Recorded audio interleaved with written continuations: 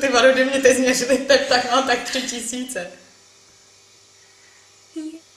A pak jí řekneme happy birthday. Tak to zapni.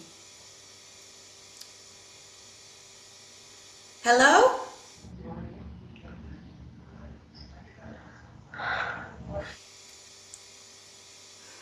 Ona mě neslyší. Vyndej ty sluchátka. Vyndej ty sluchátka. Ne, to není tím. Ona má vypnutý zvuk, tak volá Blakea. Jo? Can you hear us?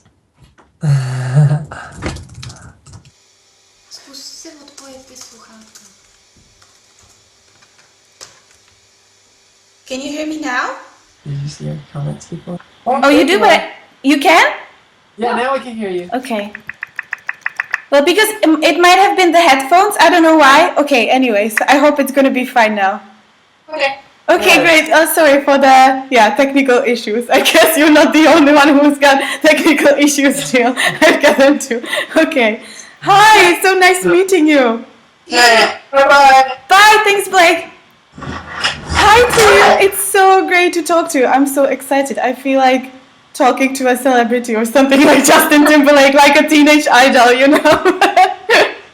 It's really an honor. Thank you so much for allowing us and giving us this chance to talk to you. Because, well, first, it's the solstice today, which is a pretty specific day, right? And Yes. good chance. Well, maybe first of all we should, or I should tell you something about us, who we are, because you probably don't know anything about me, right? Yeah, tell me. Okay, so me and my best friend, you put him. This is Jana, to you. Nice my to best meet friend. you. We are two best friends, and we have a blog about healthy lifestyle in Czech Republic. It's called the Fit Fishes, basically, because we have a saying in Czech that goes that you are healthy as a fish. So yeah, I know it's weird. I don't know where it comes from, but anyways, I guess it's because we don't have sea in Czech Republic, so we don't actually know how healthy fish is. But we blog about healthy lifestyle, and really what we try to do is to build or help people to build positive habits and attitudes, and we're all about positive thinking and things like this. And we started just like two bloggers that used to diet a lot and hate themselves, and then we figured that it's so much better if you love yourself instead, and so we started blogging about it. And then eventually, I don't even know how, I got to one of your videos where you had some kind of workshop or something, and I was like, oh my god, this woman is so amazing. She's saying everything that I've always thought of but never sort of been able to put it in this type of manner or whatever. And so basically what I would like to do in this interview, I would like to get to know more about you, because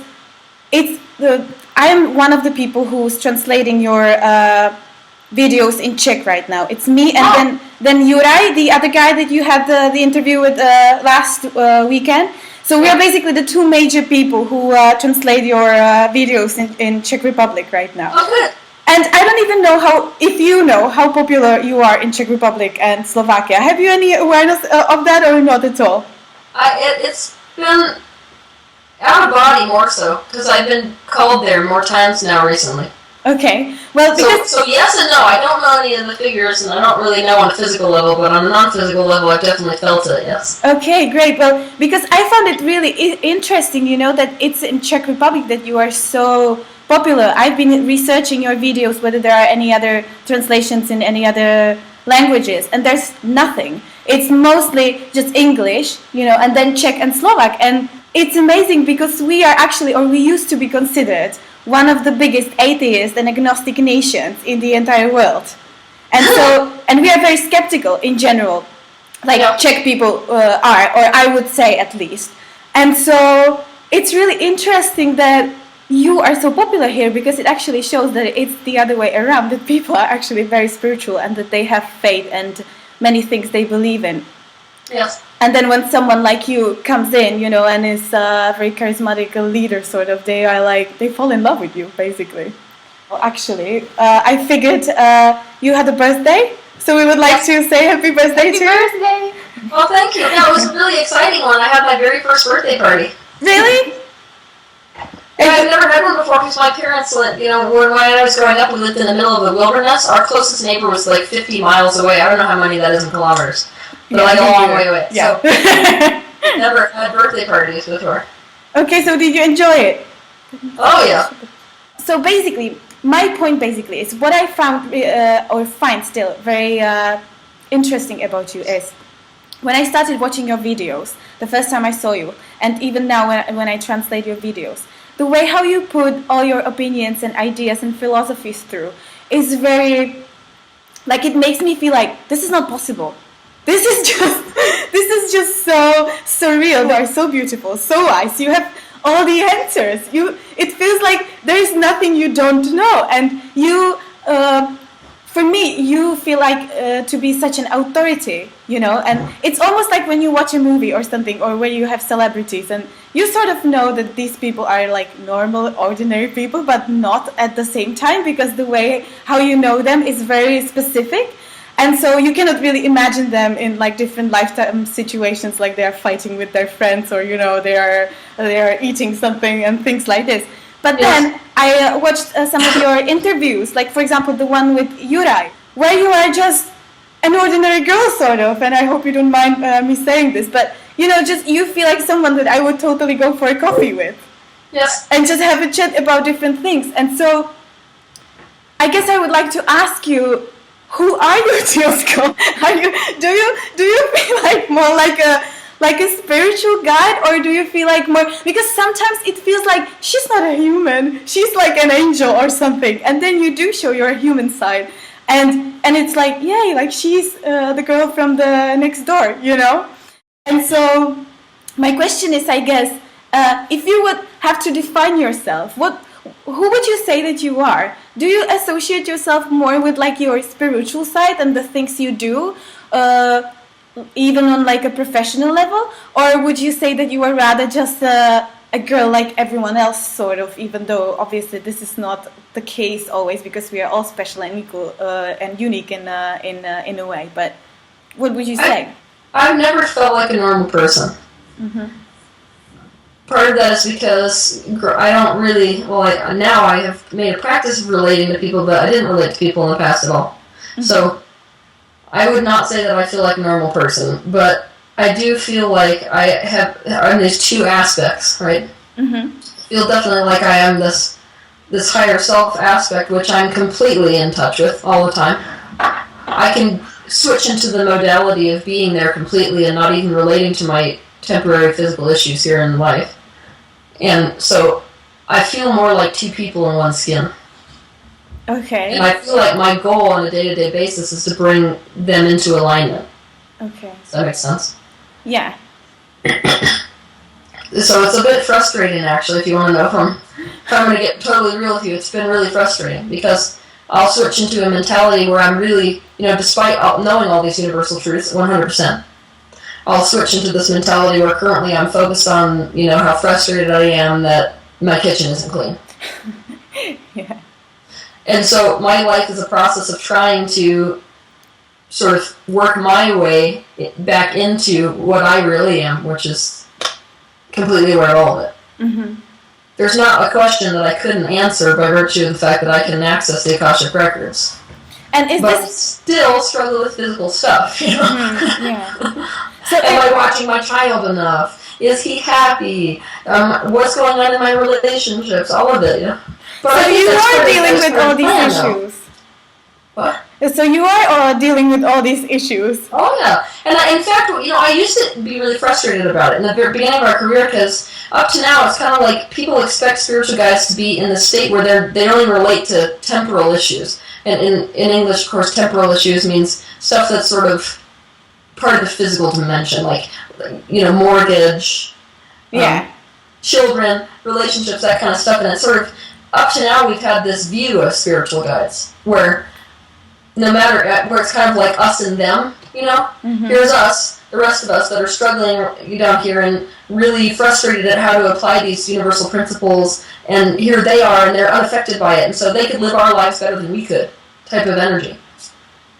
What's ironic is that's not the truth of the situation, and I think that though they have benefited us, ultimately it's a detriment for that type of a persona to come across to the general demographic, because it really develops, like I said, an us and them type of attitude towards guides, and it also discourages people ultimately towards feeling like they can get there, because we start punishing ourselves. Every time we have an idea about what we should look like when we're in a high spiritual state, and every time we worry, now it's, oh man, as if the worry's not bad enough, now it's, oh my gosh, I just failed at being a spiritual person, I just got an argument, so something must be wrong with me, type of energy. And so I think a lot of that is detrimental, A, and B, it is not the real truth.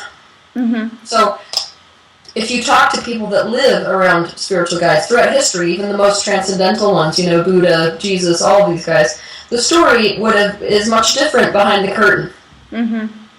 So the general demographic kind of wants to hear that enlightened perfection is possible. At the same time, it hurts them. But they want to know that it's possible. And so in the past, people have really rejected anything that is not super enlightened from spiritual teachers. Mm-hmm. And so it was kind of considered, this is why I'm being so brave recently, it was kind of considered career suicide, frankly. If you were a teacher and you knew all these things, but to admit that you had any struggle whatsoever was career suicide. It meant you were going to be abandoned by all of your followers and that you were going nowhere. But I disagree completely, which is why I'm doing what I'm doing. Yeah, well, I think also, you know, when you share that you're vulnerable, it actually builds a bigger bond between you and your audience, I think, because it shows them that, you know, they can do it too, because you are just like them in a way. Because I guess that was another question I had, whether you think, or because from my perspective, like I get everything you say on a theoretical level, because I've never experienced such things in practice. You know, when I start meditating, I get bored because nothing happens, nothing goes on, right? I'm like, okay, is it happening yet? I'm always expecting something to come, and then I get bored and frustrated that I'm not capable of doing these things. And when I hear you talking, it looks so natural. But then I also noticed in different interviews and things you have said over the course in your videos and places like this, that you have already been born with certain skills and abilities that allow you to see things that other people don't see. I've heard you saying somewhere that you were basically born with it, with the access to all the information. So I'm wondering, do you think it's possible for someone who doesn't have these skills and abilities from the moment they are born to actually reach the level of awareness that you are at? Yeah, at the risk of telling a joke, yes. I was going to be like, no, it's not possible. No, it's completely possible. In fact, I wouldn't be in this position talking to people if I didn't think it was completely possible. Okay. It's just, it's a matter of people learning how to come into alignment with all of that stuff. So when we're born, most of us still see all of that. We choose to switch off our genetics at a certain point so that we don't see those things. And so most of what I'm teaching people to do is to switch those things back on. Mm-hmm. It's just ironic that in order to teach people how to switch those things back on, they have to first access their emotions. Yeah. So, you know, we like to think that getting happy, that's why it's kind of confusing, because there's these two sides of spirituality. There's the let's go get happy, and then let's see all these other dimensions. And they seem to conflict to humans, but they don't conflict at all. One is the pathway to the other. Mm-hmm. The happier you're getting, which is, of course, the natural byproduct of releasing resistance to the issues you have, is what causes you to start coming into alignment with your higher self. And when you do that, you match a multidimensional frequency. Thus, you have access to information which is not purely third-dimensional. Mm-hmm. And so does this go hand in hand in... Because, like, for example, when you speak about the Ashketic records and things like this, from what I understood, it's like an out-of-body experience that you cannot really access it unless you master this thing or ability. That's actually one of... because we have so many questions, okay? I should definitely say this, because we told people and our fans and people that read our blog that we're going to talk to you, and we got like 220 questions from people that just love you and want everything to be answered, which I should probably apologize right now to everyone whose questions don't get answered, because it's just impossible. We would have to stay here for like a month so that you could answer everything. But one of the questions that I found really interesting, even for practical life, was how do you recognize whether you have actually processed an emotion in a healthy way or whether you are suppressing it. And you're sort of denying yourself the emotion that you sort of feel like, okay, well, I have dealt with this. And so you kind of forget about it because you think you have dealt with it. And then, 2 months later, it pops out unexpectedly. And you're like, oh, wait a second, maybe I haven't, dealt with it that much as I thought. That's how. If you're really going to live a spiritual life, the kind of life that everybody's talking about wanting, right? Then you've got to be okay with potentially things never being completely healed. Because if we need something to be done, then it's not done. See how that's resistance? Oh, yeah. Okay. The point at which it's like, okay, if it comes up over and over again, it's the point at which you've released enough resistance that most likely you will not deal with it again. Okay. But if you've really suppressed and really numbed out your emotions to something, it's still a vibration which is active. And so we could consider tuning into our emotions a pre-manifestational awareness. Does that make sense? Mm-hmm. But if you are so tuned out to that, then all you have to rely on is post-manifestational awareness. Meaning, I know based on the fact that I'm now in this physical argument with this person that there's something that I have not been looking at. Mm-hmm. So for somebody who's, quote, numbed out or suppressed, even though you may have done that with your emotions, it will still reflect in your reality. Which is why we say the number one most important question you can ask yourself is, how did I make myself a match to this? Mm-hmm. It's what most of us are not willing to ask when we're in fight or flight mode, like when we get in a fight with somebody or like when we get in a car crash, where it's already in defense mode. If we could step back from that for a minute, not add blame to the equation, because that is an ingredient that does not actually need to be there, nor is it universally. Humans add that. So if we can stop with the blame thing and we can backstep a minute and say, how did I make myself a match to the car crash? What was I thinking about today up to this point? What is my general attitude about cars in general? Ask those questions about how this might be reflecting a state within you. Mm-hmm. And then that's going to be your indication in terms of how you might have, what you might be suppressing, what you might be stuffing down. Mm-hmm. But obviously, it's much more beneficial for you to get into pre-manifestational awareness, which is really what I'm talking about all the time. Let's tune in and care how you feel enough that you notice in the moment when you start to have that decrease in emotion, which is what a lot of people have tuned out to. I know people in the Czech Republic are pretty good at this one.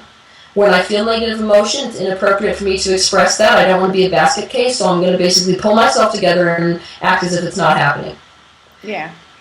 But that's a major issue, obviously, because you can't, when you do that, you can't actually purify the vibration. It doesn't improve at all. So, at the risk of looking a little bit hypersensitive, which I would wish for everyone over there, when you start feeling that decrease in emotion, it's time to stop and express that. I'm feeling this intense sort of drop down in my emotions. Now, what just caused that? What was I thinking, I'm laughing because we just had a moment like the last week together with Jana. I made a huge scene, so and then I was like, I cooled down. I was like, okay, why did this happen? Where did this come from? But it had to go out, sort of. Yeah. Oh yeah, I'm very glad. I mean, people, if they let themselves do that, they'd be much closer to this higher state where they're feeling joy all the time. So what you did was much preferable to you suppressing that emotion and then having the whole week go downhill, which is what would happen. Yeah. Suddenly it's like a snowball. Why is everything happening to me? Yes. Where it's like this happens and that happens and that happens, and you're kind of going, I give up. The universe is against me, Yes. That's how we feel when we're missing something we've been thinking, or, Yeah. And so the only way to know what you've been thinking is to pay attention to your emotions, of course. Because your mind basically molds this energy into a thought, and then that thought is then translated through your brain to your body. And your consciousness can mold thoughts so quickly, literally so quickly, that to call you into a place where you notice every thought you were thinking, it's not going to happen. I mean, when I'm watching you right here, it's like thought that I'm focusing on longer, thought. So to try to get you to tamp that down is not going to work. So for people, it's all about, all right, my emotions are the reflections of my thoughts. So if I have an emotion which is particularly intense, that means I've activated one thought for a long enough time that now it is registering physically. Like feeling nervous for having an interview with you today? Yeah. Well, so is there anything you don't actually know? There's all kinds of things I don't know. You should see me try to like do dishes or turn on a computer. I feel like there's so much stuff I don't know, and I'm insatiably curious too. So, I couldn't like go blow glass today. There's a lot of things that people do in this reality that I feel like, you should see me. I'm kind of like a 3-year-old kid. I'm like, show me what you did. Oh, show me how to do it. Oh, because I don't do all of that stuff. It just so happens that a lot of the bigger questions that people have been asking forever, I do know. So it's more like the manual and physical skills, sort of, that you don't know how to do because they need some kind of practice in the physical world, but you have the answers for the philosophical questions, sort of. Yes. Okay. So basically, how does it work that when someone asks you a question, or when you ask yourself a question, do you connect to your higher self immediately so that you have the answers immediately, or you don't even have to connect because you are connected already? Or I don't have to connect at all. But it's like when I'm in a vibration which is particularly low, then I consciously have to step back from it and go back into the vibration of the higher self. But all it takes, even when somebody asks me a question, all it takes is basically me matching the frequency exactly of my higher self. That's it. And I can do that immediately. So it's like a radio. You know where to tune yourself, and you get there immediately because you just know the way. Yes. Really. Exactly. Yeah, cool. I would like to do that too. But sometimes it's fun. I mean, I could get into the answers that way, which I do, but it's fun sometimes to have a more full experience of whatever question that I've asked or that somebody's asked. For example, somebody asked me a question that No, it wasn't even a question. It was that I went through this big huge process just recently and tripped up on something which is an issue within the human race. Is this collective belief that something bad has to go wrong first for me to deserve happiness. Mm-hmm. So we kind of say, all right, well, I'm already sick, so obviously this week is going to go good for me. Okay. So we're plea bargaining with the universe. So we can tell the story. What's ironic is immediately I went to, higher self space, which is, well, Christian religions really did that. And then one of my guides said, well, they had to get it from somewhere, didn't they? And I went, and so immediately I wanted to basically connect with the higher self and get that information, but then I stopped myself and realized that I really want to, this week I'm actually doing this, I want to go do a fully in-depth, out-of-body experience where I go straight back to where this started in the human race, this collective belief. So even though I can do that immediately and get the answer, sometimes it's much more fun to fully go there and experience the whole damn thing, which I can do. You can jump back in time, when you're in the Akashic Records. That's cool, but can you separate from that? Like, I mean, I obviously I have basically no idea what you're talking about because I have never experienced it, therefore I can only imagine. But for example, if I relate it to hypnosis, for example, because that's like the closest thing I can think of, many people get a lot of trauma from that, like going back and experiencing something again emotionally, because they cannot distinguish between it has already happened or is it happening now. So I'm just curious, when you do this type of travel, are you actually aware of the fact that you are not there, like really, but that you are just like experiencing it from a different perspective, basically? It depends how deep I go. So you can choose to go so deep that you basically let go. It's the same way that you have chosen to go so deep into this program that you've kind of lost, you deliberately let go of the awareness of who you really are. And so right now you're coming back into remembrance of that. So for you, most of the spiritual practice, most of what I'm saying, the reason it feels good to you is because it's a memory. Mm-hmm. But it's like a memory that you've suppressed. Does that make sense? Mm-hmm. So when I go back, I can choose to go that deep into one perspective so that I have no awareness of this. Mm-hmm. And I do that sometimes if I really want to understand something. But isn't it dangerous in terms of getting back? No. It's not dangerous in terms of getting back because you've already made the choice to become this. And that was, obviously you knew that that was part of expansion. And so what you're doing, it's not like you're withdrawing from this physical dimension and then going through that. You're just forking. So in order to come back, you have to go through the same personality. Does that make sense? Mm-hmm. Kind of like a rubber band. And so what you'll see, especially with me when I come out of those mentalities, is it takes a little bit for me to get my bearings straight again. Mm-hmm. So I actually have a monologue which I've written down that says, I am Teal Scott. I was born in 1984. And I'll run over basically like an overview of my life here up to the present moment. Mm-hmm. And that will bring me back into the frequency. But I can do, like what you said, I can go back and maintain sort of like I'm viewing it. But that sometimes, while it's beneficial just for information's sake to do that, it's not as intense as, so it's like not as intense watching a woman go through childbirth in the 1920s, during the war, as it is literally being that perspective. Mm-hmm. That's interesting. Well, in terms of the expansion of the universe that you always talk about, that, well, from what I got, is that's basically like the ultimate goal of existence, right? Is to allow the universe, the source, to expand. And so I want to ask you, why? Why is it the expansion? Why does the universe want to expand? Why is it this? That's the ultimate goal, sort of. Well, expansion is kind of, and we got an issue with language here again. Because expansion is just the closest word equivalent to what the universe is doing. The most close would be know thyself. Mm-hmm. So the universe is trying to know itself, and right now it's like a blank canvas. And so every new thing that is desired within the universe tells the universe more of what it is. And so what you're seeing is an expansion of awareness of self. But isn't this like a never-ending process, or does it have an end, or is it an ongoing thing that never ends? We shall see. Okay. Because even that is not decided by the universe yet.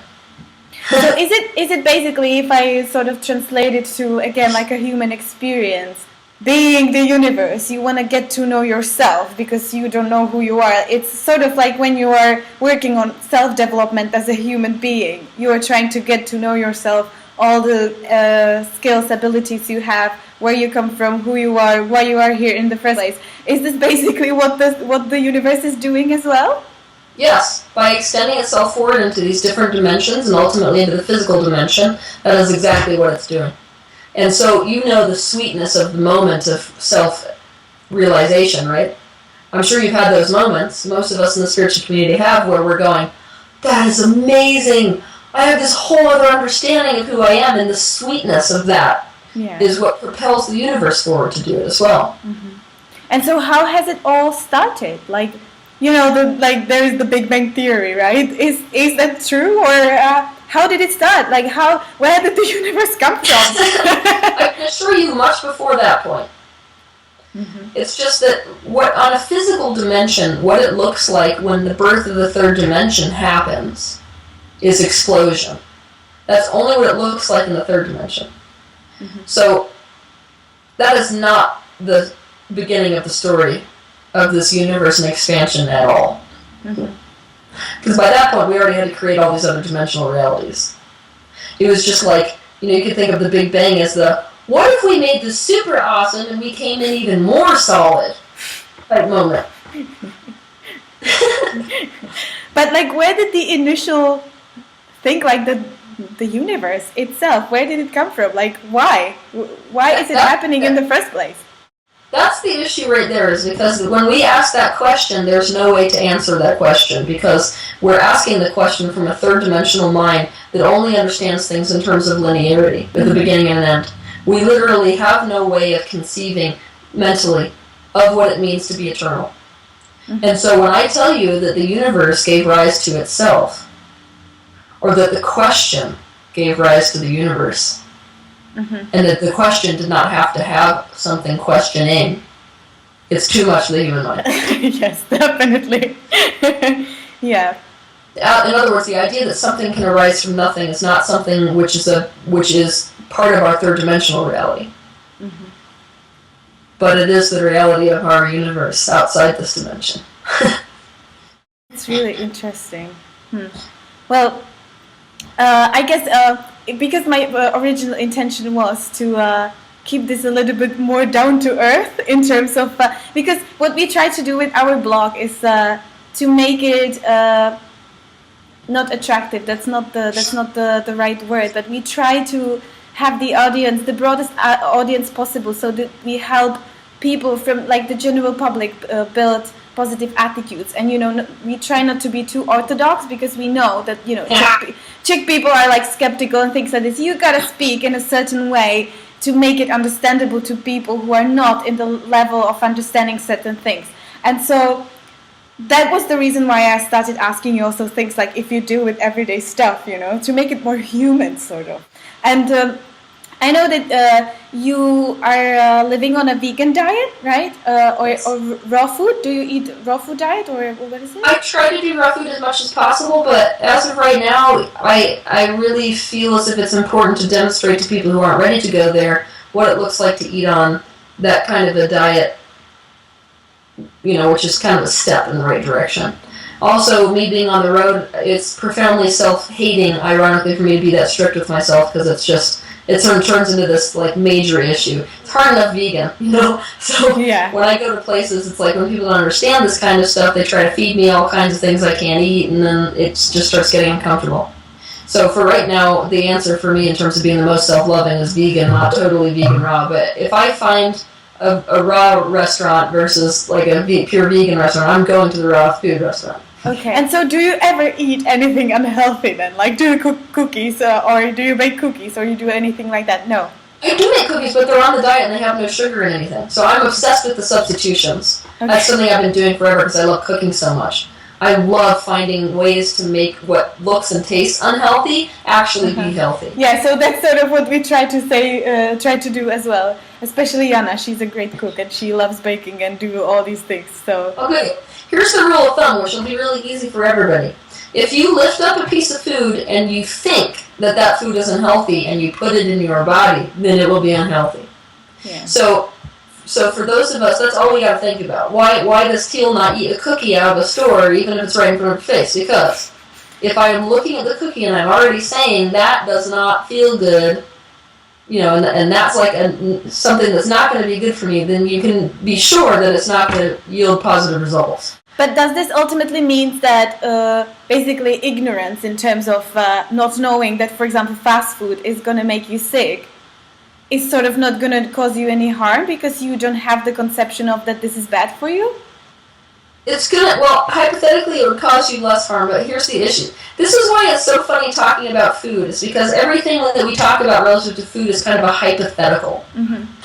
Because hypothetically, if you could think that a candy bar was awesome, good, what is a really sweet thing in your country?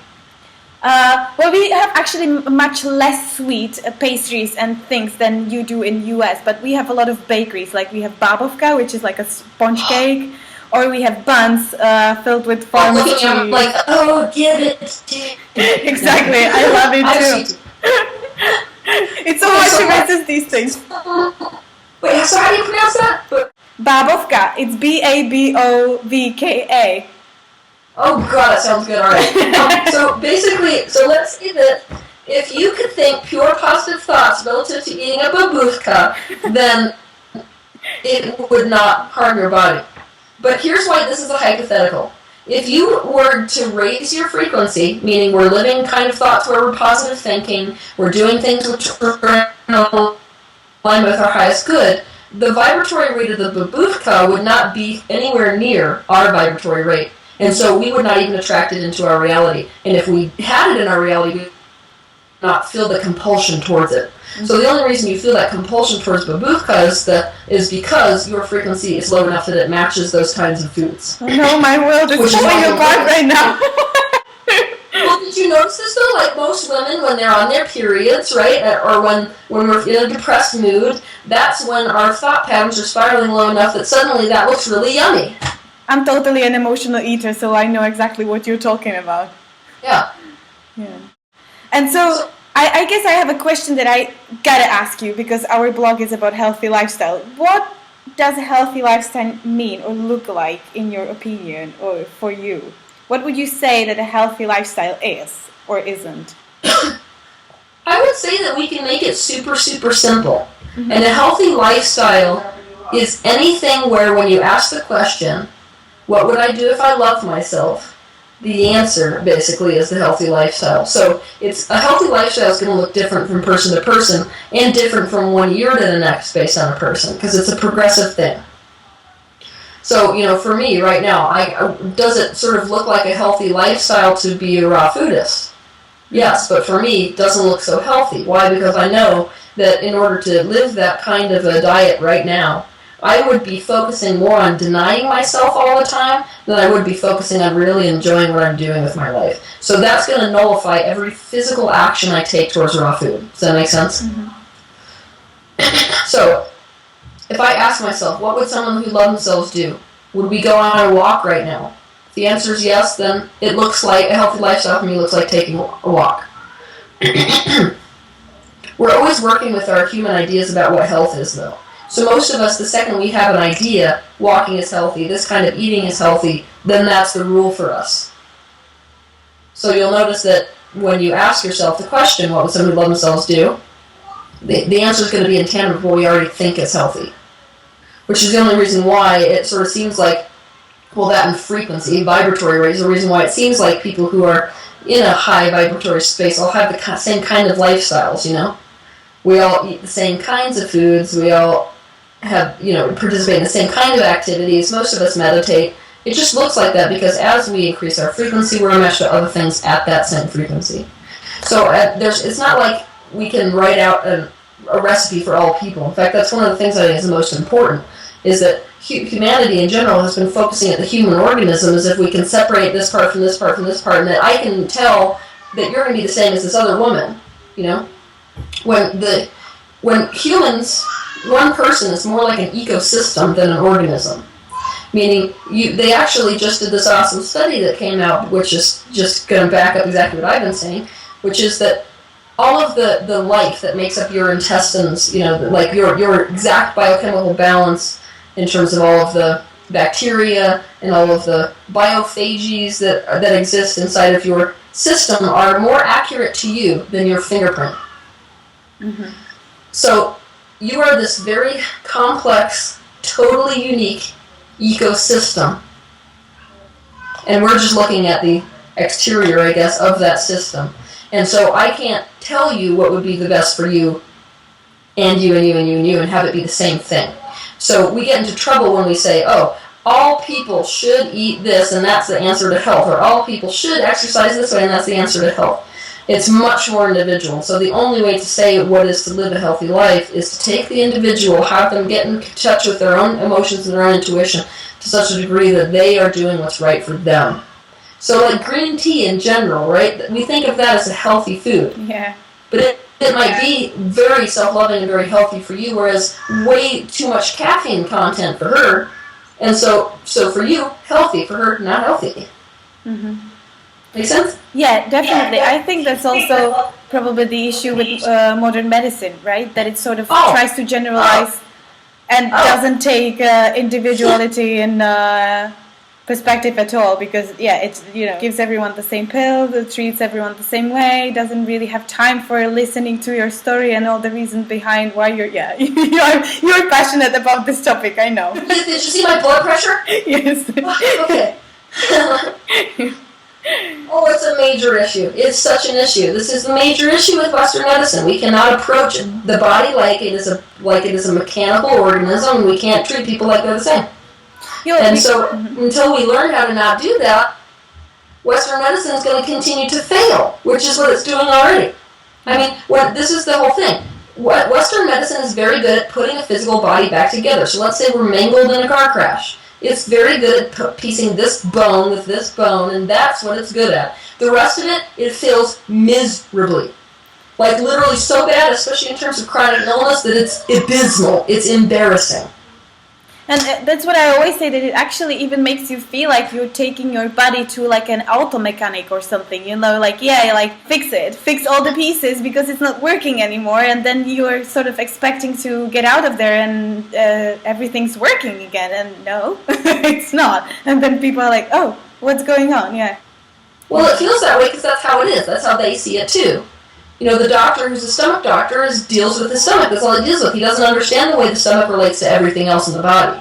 Well, because many of the questions we got were actually health related, obviously, and but many of them are very general in terms of what's the cause of depression, how to treat it, or what's the cause of this type of disease and that type of disease, and that was actually one of my questions, whether it's even possible to say that there is some kind of general ultimate reason behind illnesses in general, or whether it's so individual that you just cannot say that, because for someone it might be self-hatred, for someone it might be actual toxin poisoning from the environment, for someone it might be something completely different you would not even think about as a cause of illness. So is it rather like this, or probably it's a little of both. So while everybody is individual, what you definitely see in the body, so the only reason we can know that this organ affects this other organ is because it's a pattern. And so the reason that it's quite, I guess, easier for people to say what is causing a specific issue in terms of thoughts is that specific thoughts feed into the body in certain ways. So somebody who's thinking self-worth issues, if you watch that thought pattern, it will come out and go into the stomach. No matter where you live in the globe, that's how that thought pattern affects the human body. So when you're dealing with stomach issues, you are dealing with self-worth issues. So we can be general about it that way. But obviously for everybody it's going to be a different cause for those kinds of things, and maybe a different thought. So I may think a thought, I don't deserve something, that's a self-worth issue, and that may be causing the stomach issues. Or else I might think, I'm going to fail. And that is the self-worth issue that goes into the stomach. Mm-hmm. And unless we identify that particular thought, that's our thought, relative to that type of issue, we're not going to actually solve the stomach problems. Mm-hmm. So, for example, in terms of sight problems, because that was one of the questions I am actually very interested in, because I have bad sight myself. I am actually wearing lenses right now. And so, why do you think it's such a big issue right now in today's world that there are so many people who are getting sight problems? Again, is it possible to generalize or not? Okay, so you're going to speak to people. I'm sorry, I get so excited. All right. You're going to speak to people who are going to tell you a lot of stories about how it's the pesticides in foods or all these other things that are causing it. That is just what we're making ourselves a physical match to. So if you were a child and you were a match to some sort of a hazardous spill, like a chemical, it's because you already vibrated, you were already thinking thoughts that made you a match to that. So let's tell the real story. Ready for this? Yes, I don't know. Most of us come into this physical dimension and we forget that we create our own realities. And so we think that we're opting into a physical reality which is already here and already static, right? No matter whether I'm here or not here, the war is still going on in Iraq, right? Mm-hmm. The minute we think that way, there's this major disconnect here between who we really are and who we are in the physical body. Who we really are says, why are you focusing on that? You came down here to focus deliberately on things that made you feel good so you could create your own reality. And the physical self says, I'm focusing on it because it's true. And the higher self says, well, you better not focus on that. But I have to focus on that. No, but you don't. Well, okay, in order to not focus on that, I have to not see it. Mm-hmm. Okay, so I think I have just sorted my side issues. Oh, yeah. So the answer is, the question to ask yourself is, what is it that I'm not wanting to see? See, but that's a really interesting question, because at the same time, I am sort of convinced that I'm very open-minded and that I'm give it to me. I'm ready to handle everything and I want to know the truth, and I'm open. I feel like I'm opening my eyes to everything and not really hiding away from anything. But I guess that's probably that might be the blind spot. Oh yeah, if we have eye problems, there's always a blind spot. Yeah. It's that we may be open to seeing a lot of things, but there's definitely something there we don't want to be looking at. Or there's definitely a side of us that is still convinced we don't create our own reality, so we'd rather not see reality. And it's kind of like a cop-out. If I'm not seeing things that are in front of my face, then it's easier not to focus on them. Mm-hmm. So if I'm the kind of person that distrusts my own ability to think in a way that benefits me, let's disable my body so then I have an excuse. So it's like a crutch. Interesting. And so, when we were talking about the fact that you are so popular in Czech Republic and Slovakia, do you do you have an answer for that? Why is it that it's these two countries? Because again, like what I said in the beginning, it's fascinating because of the sort of religious, skeptical things or the climate that's here, and also because of our communist past and all these different things where people were suppressed for so long, basically, and they had no freedom of expression, or they didn't even seek it in many ways because they felt threatened by it, and maybe that doesn't have any sort of connection whatsoever, but it has a huge connection. Okay. What it is that when we are in an attitude of total atheism, we're swinging the pendulum. So we've come from this total control, most of it religious-based and all this other stuff, then we swing the pendulum and we reject it completely. But by swinging the pendulum and rejecting it, we lost something very valuable. Mm-hmm. And so most people, though they felt more free in a state of rebellion, they felt like some kind of absence here. Mm-hmm. And so many of them were asking, what is the meaning of this then? Because there is a sense of meaninglessness that happens when you believe in atheism. There's a sense of there has to be something more here, and I'm basically spiraling. So this thing which felt better than being totally controlled by communism, this thing that felt better to me doesn't feel better anymore. Mm-hmm. And so because of that, people pushed forward, even subconsciously, asking to know what is more than this. And so you always get your answers when you ask those kinds of questions. And they always come in a package that appeals to the specific race. Does that make sense? Yeah. That's really interesting. Because, yeah, I found it fascinating because, I would never expect that this would get, the Czech nation and Slovaks, Czechoslovaks would get so hit by this, because I was like, yeah, Czechs are very skeptical. I sort of feel like there are two polars in the society, in our society, that people are either very open to this or they are like super skeptical. They don't really want to hear about that, and they are like very, materialistic based, and they call themselves the realists, right? Like, well, what I see, that's what is, right? Like, it's got to be logically explained, otherwise it's non-existent. Like, how can I trust you that you are telling me the truth? Like, you don't have anything in your head. So step one is I explain things in a logical way. Step two is I don't need anybody to believe me, and I think you can feel that when I'm talking. I think the worst thing I can do for somebody is say, this is the truth of the universe, this is how it is, now swallow it. That's the opposite of what I do. Most of my teachings are about, look, I don't need you to believe me. I need you just to admit to the fact that your life is miserable enough that you might want to try something another way, and try it. And if it works for you, then awesome. If it doesn't, then throw me out the window. Yeah. And so for people that are skeptical, that doesn't feel like a threat. That feels like, okay, you're right. I'm walking through my life and I feel sort of numb.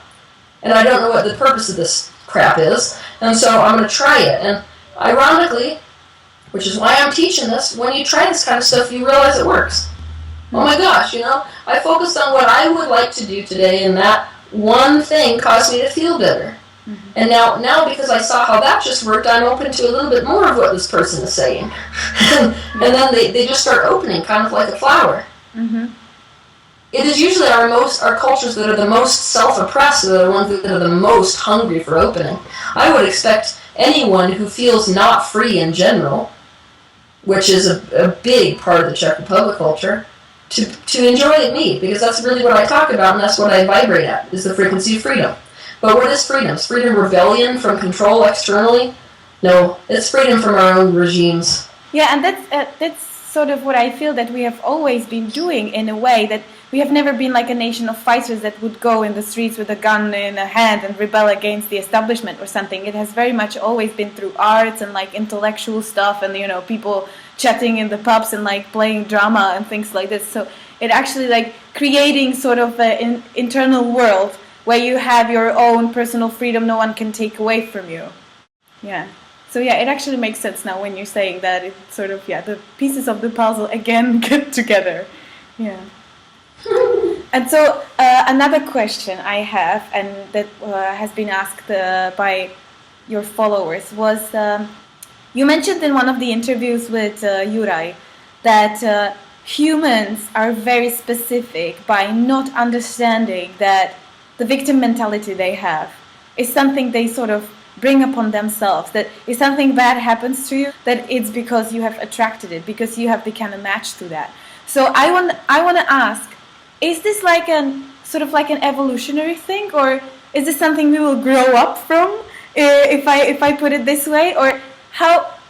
Yeah, is it like an evolutionary state, or will we get rid of this, or how much effort is it gonna take before we finally get it, or what is your opinion on this? We're going to evolve out of doing that.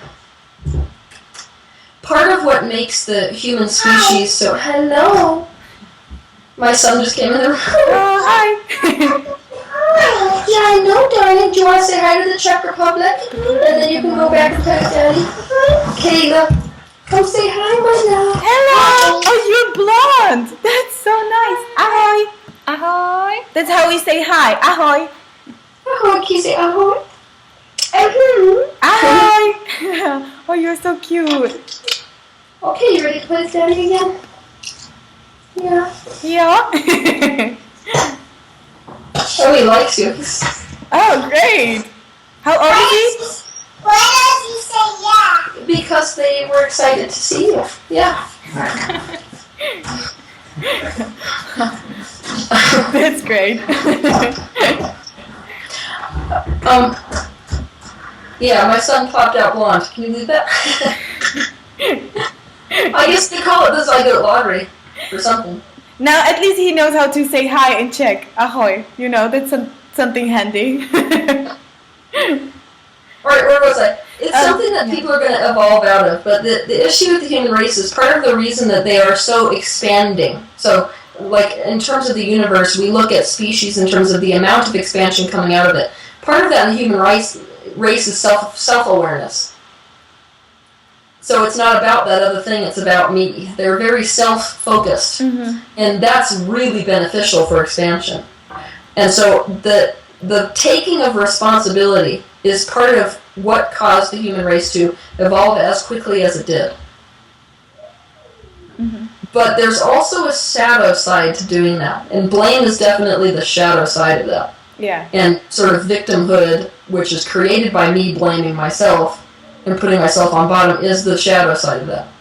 So we are trying to take this diamond in the rough and sort of scratch off the rough and end up with this diamond, which is what we're doing relative to our tendency to blame ourselves and to spiral that way by turning this really awesome mirroring thing that's going on. Our awareness, of course, of when I project emotion, it's not even about whether it's my fault or not. The universe just goes and reflects it exactly in the physical dimension. We're going to come into alignment more with that understanding than making it about, oh, look what I did again. Great. Now I know that I create my own reality, and now that I've created this thing, I should basically be punished because look what I just did. Type of mentality. And so how long do you think that it will, or is it even possible to say this? How long is it still going to take before humans in general, well, or because, for example, like I've read the book from, I think his name is Richard Hawkins, Power versus Force, where he has the map of consciousness, right, with like all the calibrating levels, and what he says in the book is that humanity at the moment resonates somewhere around 200 frequency, which is the level of the emotion of courage, which is basically a really good state because it's sort of like the empowered state already, even though it's just slightly, we are there, that we are not in the disempowered levels completely. And so I'm just wondering how much effort and time is it gonna take before we resonate higher, before... I'm sorry. It's going to take as long as it takes for us to drop the idea that it's going to take effort and time. Okay. Yeah. Because that's yet again a low frequency way of looking at it. Kind of like, it's like when somebody says, how long is it going to take me to get over this issue? I'll say, until you no longer care whether you're going to get over it or not. Because that's when we're willing to let go of the fact that there's anything wrong with us. Yeah. So if I'm looking at the human race that way, I'm keeping it in this frequency. Yeah. Okay, gotcha. That's the reason that I steer clear, even though in people's life paths, what they're matched to in the future, basically, because law of attraction works on everything, including future. So right now, you're actually setting up what you're matched to in the future for a long way. So I could read those and tell you exactly what time you're matched to it currently, but that will always change. And so there's no real reason for me to tell you of a truth that is not static, a truth that is not going to stay that way if you increase your frequency quicker today. Mm-hmm.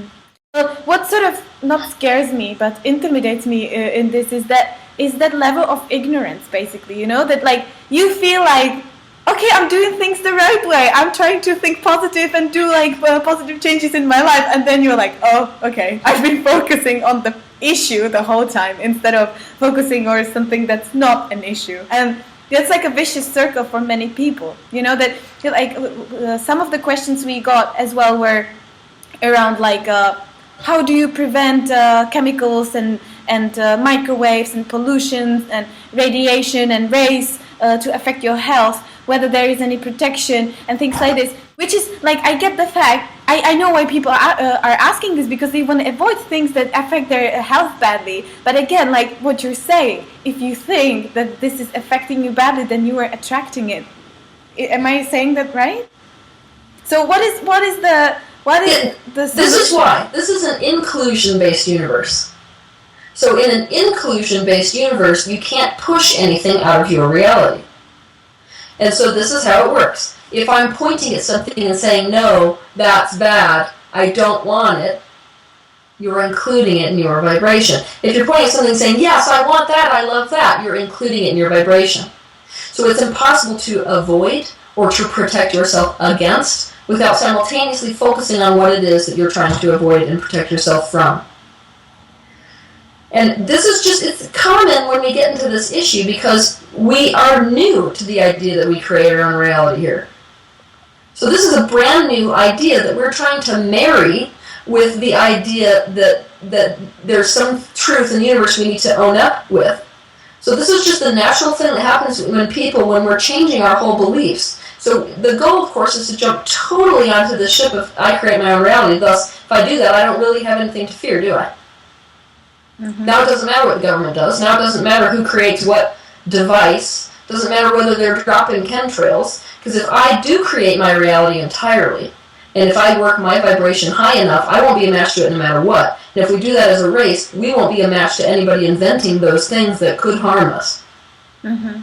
Yeah, but doesn't it take time though? Like, I definitely agree with this. Like, this is something my mom has always taught me as well, not even knowing you or anybody at that point. She was always, if you want to make a change, you got to start with yourself, because you cannot expect anyone else to change if you don't change in the first place. But this still doesn't deny the fact that you can change and like slowly, maybe influence other people as well, that they will be like, okay, well, this is working, let's try this as well. But that doesn't deny the fact that still the world operates in certain mode.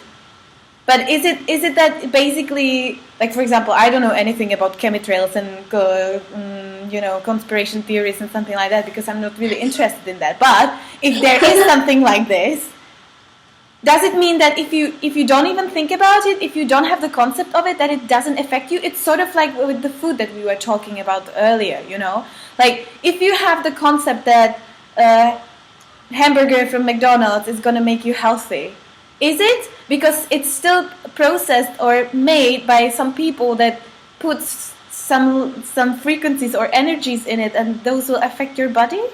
Okay, here's the issue. What you're doing, the mistake that you're making right now is that you're thinking that it's possible for someone to experience something like McDonald's even if they didn't focus in a negative enough way to be a match to it.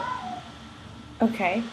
So it's not about knowing or not knowing. It's not like if you don't know that McDonald's is bad for you, that it's good for you. What it is that the person who doesn't know McDonald's is bad for them, but is also thinking positive thoughts on a daily to daily basis, they won't even be a match to the experience of McDonald's. Okay. Does that make sense? Yeah, it does. It's just it's hard for my brain to process it. No, because I definitely, I do understand the concepts. It just that sometimes it feels like it clashes with the reality, right? But I know at the same time that it's your brain who creates the reality. That like what you focus on, you have. It's like, when someone starts talking about babies, then suddenly you see babies everywhere. And it's not just that there would be so many babies all of a sudden. It's just that you start focusing on them. Yeah. but it's just sometimes it's more complicated in the life than just seeing babies. So it takes you a longer time to process that in your head. And then we had another pretty interesting question that goes back to relationships, because and to your video about the 10 tips about relationships.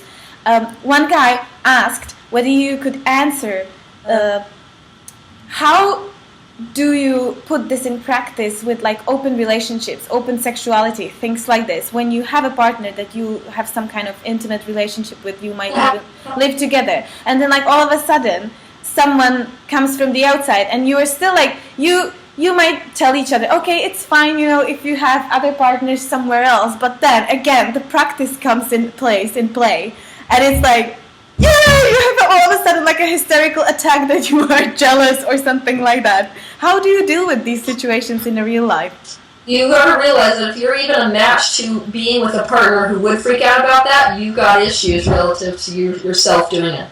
So it's all about purifying your ideas about that in general.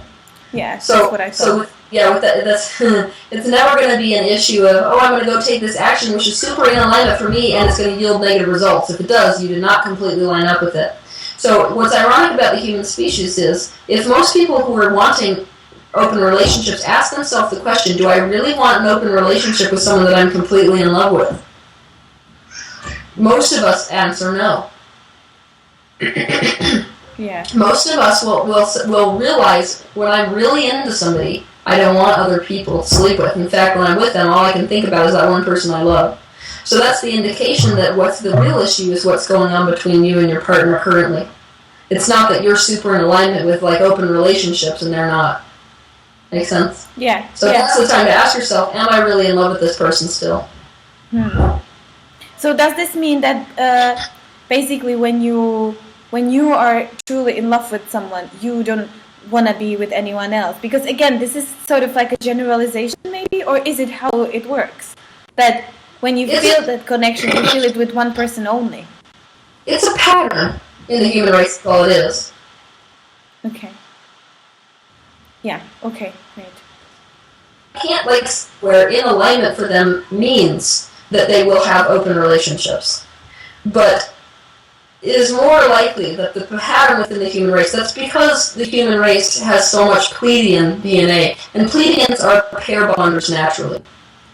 So because the human race has such dominant Pleiadian DNA, especially relative to relationships, then what you're going to find is more often than not, when a person is completely in love with someone, they don't want to be with anyone else. I'm really sorry. We are just having some other technical issues here. Sorry. What's going on, Yanni? Sorry for this.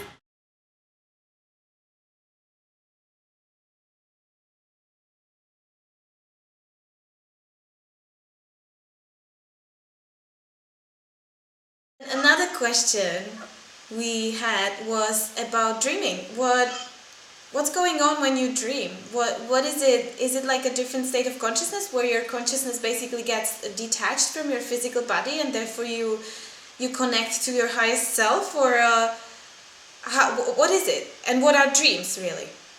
You are out of body when you're dreaming. Okay. So when a person goes to sleep, their consciousness withdraws from the physical body and goes all the way back to source energy, meaning that you are in your highest dimensional aspect. But you're there for quite a long time, ironically. Of course, time is relative up there, so from a physical perspective, you're there for a long time. But as you come back into the body, you are passing through all these other dimensional realities in order to re-enter and rephase with your physical dimensional reality. And that happens in split seconds. But as you go through that, you are downloading information about what is in those other dimensional realities for you. So let's say in your physical day-to-day life, you are thinking really negative things about your boss. You're feeling really controlled. Now let's say that you go have this dream about a giant red ant that's chasing you around.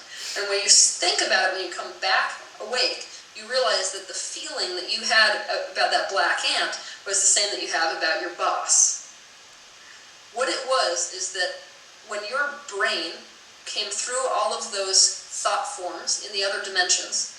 It interpreted it in the way that it can understand the vibration the best.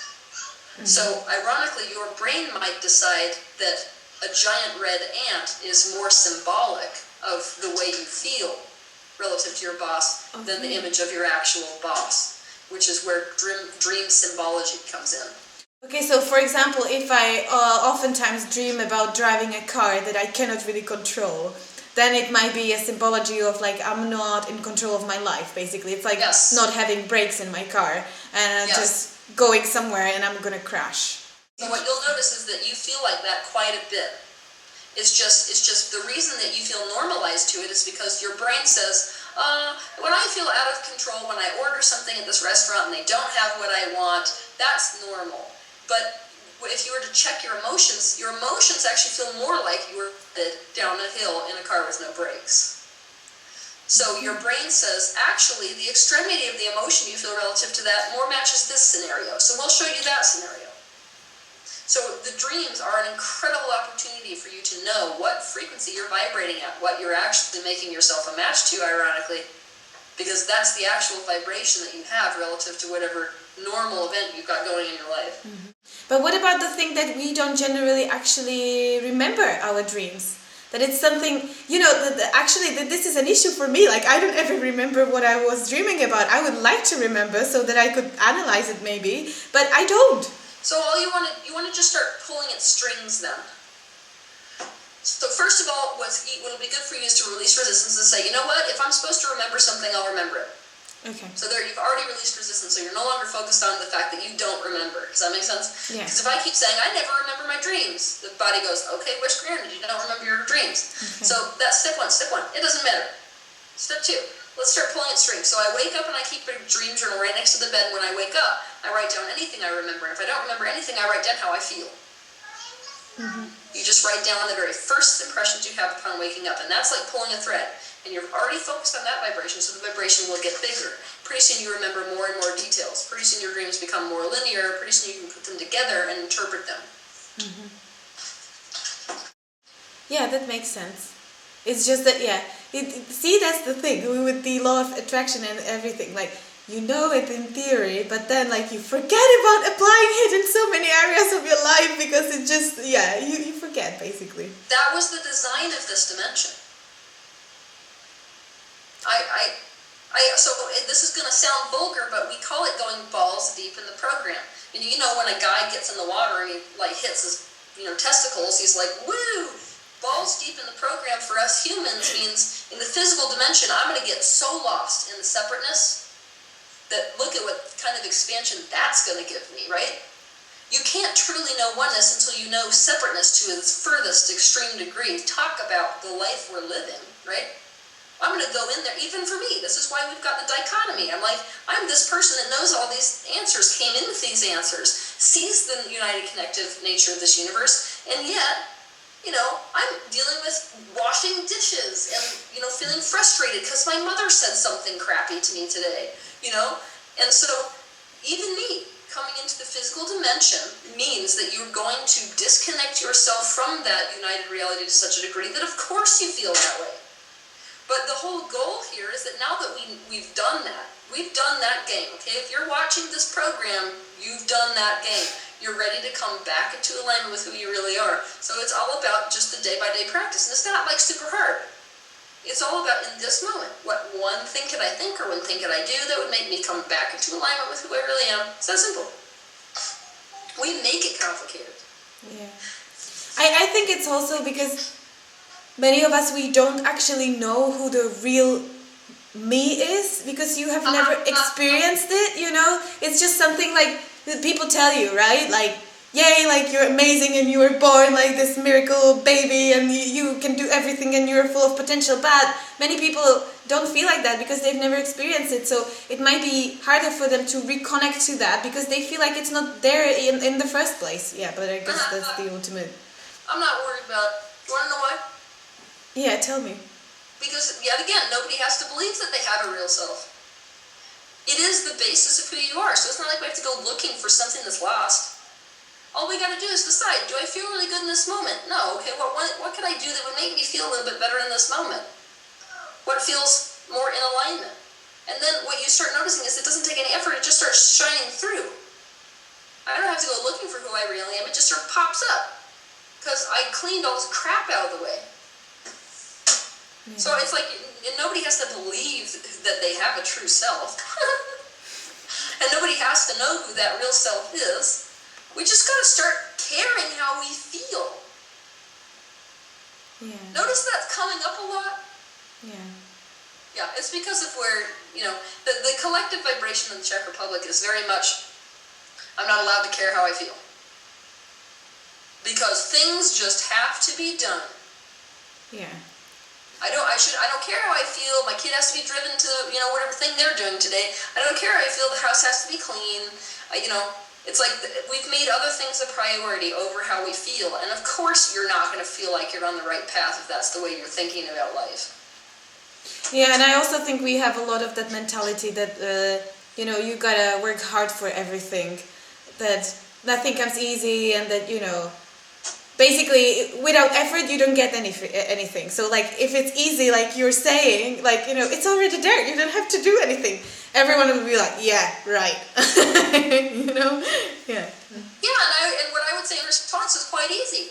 Keep trying it that way and see whether you can even enjoy what happens in the end. One last thing I would like to ask you is, this goes back to the interview you had last week with Juraj when you were describing your vision of the Teal company and all the changes you would like to do in the world, which I think is amazing because I actually resonate with a lot of them, especially the medical one, the food one, everything. But I wanted to ask you about the education one because what you said was that you think that it's important that we focus on sort of cultivating like specific skills that everyone has. If you have a talent for whatever, working with computers or making music, you should focus on that because like the general knowledge that's taught in schools right now in terms of where different countries are and what type of religion they have or don't have and whatever we have in chemistry and physics and things like this, these are sort of just lots of information that clogs your brain and you don't really need it in many cases. But I actually wanted to argue with that a little bit. Okay, come on. Because I think that when you don't have general knowledge of these things, at least a little bit in terms of like, people in different countries live in a different way and things like this creates ignorance for me, which is very dangerous from how I perceive it, because I feel like this is what creates hatred and xenophobia between people, because they don't know each other. And to justify myself, okay, I'm an anthropologist, therefore I have studied like how different cultures and societies live and that we should respect each other for who we are without wanting to change other people. But what I have faced many times is that the ignorance, the fact that people don't have enough information about something because they have never heard about it or never cared about it, creates fear in them because they feel threatened by it, and then it causes some kind of violence, or not even violence, but some kind of resistance and xenophobia and things like this. So what do you think about that? Maybe it's just completely two separate things, but I just feel personally that having some kind of general knowledge about the world and how things work is actually very important. Not just cultivating specific individual skills, which I think is also very crucial, but not eliminating this at all. Oh, I believe in eliminating it. I'm going to tell you why. Okay. All right, so can you know that humans will always be afraid of what they don't understand? Good question. No, I guess that's. I think this is one of the lies that we tell as a human race. Okay. If that was the case, then what you would watch is a small baby would not walk right up to anything. But it's actually quite the opposite. What humans don't know is directly where they race. That's why you are such an expansive species. When the human doesn't know about something, it goes the exact opposite of this. So we've been telling the lie for many years that it's not knowing about things that makes us fearful, and so we got to know about things. That's just those of us who really have a strong belief that without knowledge we're unsafe. Yeah, that's totally me. That attachment. Does that make sense? Yes. Where we start getting into really fearing things that we quote-unquote don't understand, it has nothing to do with that. It's that we're projecting something that we think is there that isn't necessarily there. So it's not that we're looking at something that we don't understand. It's that we think we understand what we're looking at, and we really don't. So, like the reason that we would fear like another culture is because we already are projecting our own beliefs about that culture there. It's not that we're saying, I don't know, and therefore I'm scared.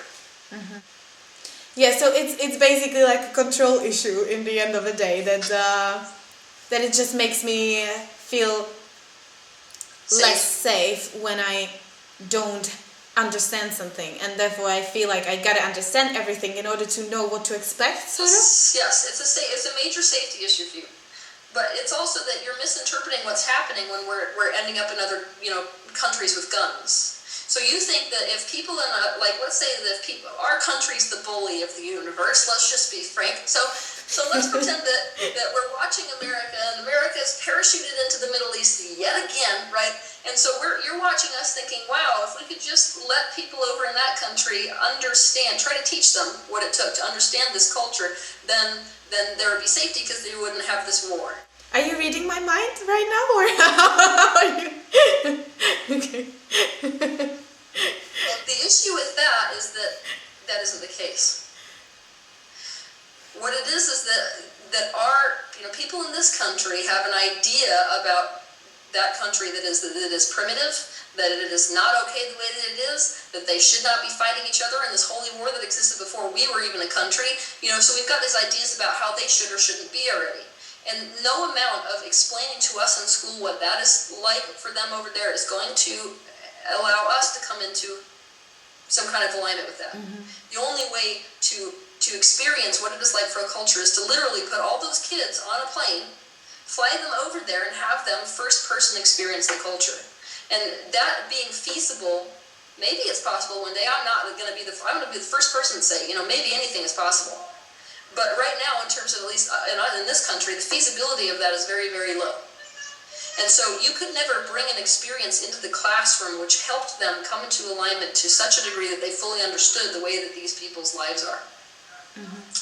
And so, but with self-initiated learning, this is where it gets super fantastic. The person who's self-initiating their kind of learning is going to be the kind of person who puts that kind of attention into a subject. Because it's not even about a skill. This goes past skills. Maybe somebody like you has a passion for anthropology, and so their major focus is learning about all these different cultures. And so that's what they should be focusing on. Does that make sense? So if we're really trying to impose, you should know this, you should know this, you should know this on all of the children, then you are doing the same thing where you're saying, I know what's best for you to be learning. And the reason that I think that is because I would like to be safe from you when you grow up and somebody puts an Uzi in your hand. Does that make sense? Yeah, totally. And it's our lack of freedom. This is another thing. So let's step even further back. It's our lack of freedom, our feeling of powerlessness that makes us even want to go do negative things to other cultures. If you meet somebody who's totally in their aspect of power, I've had all the control in my life. I've got to learn whatever I want to learn. In fact, I realize that I can understand anything I want to understand because now I know how to initiate that learning. What you watch is that there's this empowerment that happens, and so I don't feel powerless to new things at all. In fact, when somebody steps in the room, I'm not going to have a resistance to it. I'm going to go right for it. So the people, if we created this kind of a school system, regardless of what we did or didn't teach them about the rest of the world, they wouldn't have that powerless attitude that actually causes us to go over there with guns. So it is the very education that we're being given that causes us to do that. Okay. Yeah. If you were to step into a school system or to the culture and places, it's like, that country's bad, let's teach you all the ways that they're bad, and now it's like, that's the real reason that we have already got these projections towards other things. That's not natural human behavior at all. The natural human, if you were to leave a baby alone, is the exact opposite of that.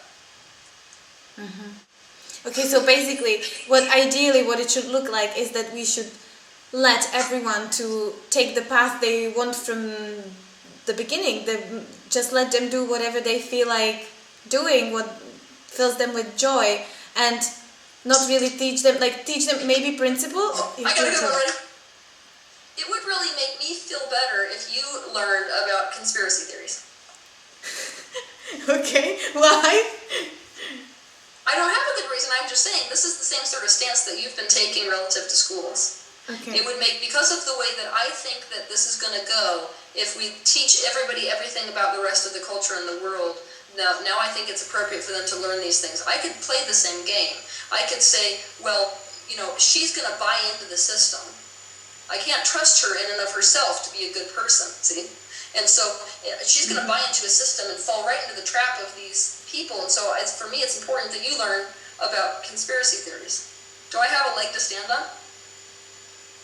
Okay. Do you think you're this horrible person that's going to be ignorant and do all kinds of negative things because you don't know about the conspiracy theories? No, yeah, true. We got this attitude which we got to drop, which is that people are innately negative and that they're innately out of the womb going to resist anything they don't know about, and so we got to kind of curb them somehow. And that's one of the major things that I don't want people to continue thinking. You were perfect coming out of the womb. Yeah. You are perfect now. You're not. We don't need to distrust you to go into the world and create havoc. That's actually not natural to the human race. That is the byproduct of what you have been watching here, where we take this perfect being who's ready to create, who's ready to learn, and we say, you don't get to learn that, you don't get this kind of freedom, this is what I'm going to cram down your mouth. And now you see this person that is an aspect of resistance. Now you see, I'm going to take a gun into this other country because I absolutely hate them already. It's not that I don't get them. It's that I literally hate them. Because what I think about them is this thing I've already predetermined. Not a natural state of the human mind. But so how do you do it in practice? Like, for example, I hope you don't mind asking, but are you going to homeschool your son, or how is it going to work? Because, you are right, listening to this, it makes absolute sense. But how do you put it in practice in the real world, when there is all the kids go to school and they are taught certain things, and then if you raise your child differently, it sort of automatically becomes an outsider, and therefore another type of resistance is, and sort of trauma is created, right? So how do you avoid this? I don't want to avoid it. I think that's part of what he came into experience. Okay. And so for me, what it's going to be about is doing whatever feels in alignment for him in the get-go. He's going to get to initiate what he wants to do. If he really wants to go to school, I'm sending him to school. But it's going to be his initiation, all of it. If he wants to learn from home, then he wants to learn from home. I'm going to get him tutors that can teach him the stuff that he really wants to learn. I'm just going to let him lead his life, which is the difference. And so he knew coming into this life what he had to work with. That means he knows his raw materials already. All my job is to, as a loving mother, it's not even my job, it's just because it feels good to me to do, is to enable him in the direction of his own freedom. So today it might look like getting him guitar lessons. Tomorrow it might look like him going to public school. Why? Because he wants to hang out with his friends. If they don't care, it's fine. Go for the social interaction. But you better believe the whole time I'll be talking to him about my attitude relative to the school. I'll be talking to him about how I think that it's incredibly important that he learns to initiate what he wants to learn. And if this child says, I don't want to go to school anymore, I'd rather do this, you better believe he will be pulled out of school so fast that his head will spin. What I'm looking to do here with my son, relative to education, is to let him lead, because I understand that the most important, let's just take all the curriculum out of it. I'm not here to judge what he needs to learn and not learn. What I'm here to do is to honor his process of learning. So the best thing we could do for anybody is to teach them how to initiate their own learning. Think about your most intelligent people on earth, the people who do the most here for the human race. What does that look like? It looks like this. They're the kind of people who are so interested in something and let themselves go in the direction of that interest that they're tinkering around with things for hours at a time. That is self-initiated learning. And we are teaching children how not to do that. That's an issue because, being able to, the quest for knowledge is a serious part of freedom. The quest for knowledge is a serious empowerment state. So if I would like to empower my child, that's what I'm going to empower. I'm going to empower him to find his own answers. I'm going to empower him to initiate his own learning process. It's that simple. So that'll look different today versus tomorrow. And in the future, there will be enough parents that are sick of cramming them into a box, teaching them how to not think for themselves, that our school system is going to start to reflect this new idea. Then there will be more opportunities, and then it just gets better and better. Because now it's like, I have a definitive program I want to put them in. Right now I don't. So I'm going to be piecing things together, hodgepodge. But it's not like I feel like a failure or like the human race has failed him, because guess what? He knew he was dealing with that before he came in. The same way I knew I was going to get crammed in a classroom. Okay, so maybe the last question that we will finish off with, because we are already done with the time. I don't want to hold you for too long.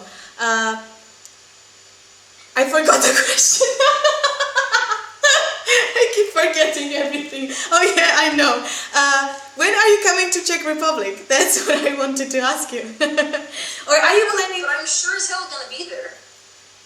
Yeah, well, you should come, at least to Europe. Are you planning any trip to Europe, like to do any sort of workshop or? Yes, in November I'll be in London. Okay, great. So we should organize something with Juraj, so you can come here as well. Completely love that. Yeah. Okay, great. Well, that's Like I said, I'm insatiably curious. So you better believe it's like hard to talk to me when I'm in new locations. Sometimes I'm good when I'm like stuck in a room, but when you bring me to other countries, you should see me. I'm like a 3-year-old kid. They joke that it's like herding a cat because I'm over introducing myself to this person and like staring at the ceiling and like, you know. So I'm actually a tour guide in Prague. I can give you a tour around Prague. And we have a babovka here. Yeah. The sponge cake, yeah. Okay. So, thank you so much, Teal, for having the interview with us. It was amazing, and you were just great, and I really admire you. I hope that one day I could have all the answers as well, and not struggle with myself anymore. But well, good. I'm going to tell you something interesting. Then, ready? okay. You already do have all the answers. It's the only reason this resonates with you is because nothing I'm telling you is actually new. It's just you remembering the truth of who you really are. The rest of us have more faith in you than you do. Okay, that's good to know. That's probably true, yeah. But see, that's another thing. That's the thing is that it's always so much easier to see things on other people rather than on yourself, right? Yes, and then we would say, guess what? You came down to the physical dimension with all kinds of projections of yourself so that we could tell you about you. Yeah. So when I'm telling you about you, it's actually you telling you about you, so you do know everything about yourself. Yeah, true. That's also another. So you're holding yourself accountable for something which is pretty unloving to do. So a lot of us in the spiritual demographic like to say things like that. Well, it's always easier to see that in other people, and it's not as easy to see it myself. And I'm going to use that as an excuse to feel bad about my level of ignorance relative to myself. But it's totally fine. The reason, so we're all here, so we understand we're all oneness, right? But you're in this perspective, I'm in this perspective. We call these perspectives by a different name. But all this is you looking at you from multiple perspectives. So rather than tell the story of, I can't know about me and only other people can know about me because it's hardest to see yourself, let's just tell the true story, which is, it's super beneficial to understand this perspective of that perspective. Make sense? To sort of understand the perspective of me looking at the perspective that I think that I cannot understand myself, but I can understand others. No, like what's the reason that exists is because it's super beneficial in this universe. I'm looking at you from a different angle than you're looking at yourself from. So of course I'm gonna see different things. Yeah, true. So instead of sort of beating yourself up with that, which by the way you do when you say that I'm watching your frequency move that way, instead of beating yourself up with that, let's just realize that was actually the way it was meant to be. That others would see things about us that we don't see from this perspective, because it's a different perspective. Okay, I'll no longer do that then. Well, this is that your friend gets to call you on it every time. Okay, well, I don't know what happened here. It got stuck, like we cannot see your image anymore. I can just hear the audio, but yeah, the Really, it's the same over here, but in reverse. Is it? Am I stuck on your picture as well? Well then, once again, thank you so much, Teal. Thank you, I love you. We love you too. Thank you very much. And enjoy the solstice today, okay? Oh, I will. Okay. Yeah, I'll see you later. See you, bye, thanks. Bye. Bye.